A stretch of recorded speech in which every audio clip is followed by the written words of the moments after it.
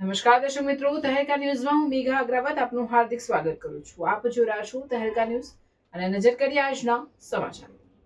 તાપી જિલ્લા કાકરાપાર પોલીસ સ્ટેશનમાં પ્રોહિબિશન ગુનામાં છેલ્લા 2 વર્ષથી નાસ્તા ફરતા વોન્ટેડ આરોપીને પકડી પાડતી local crime branch Tapi parole follow squad દ્વારા ઝડપી પાડવામાં આવ્યો.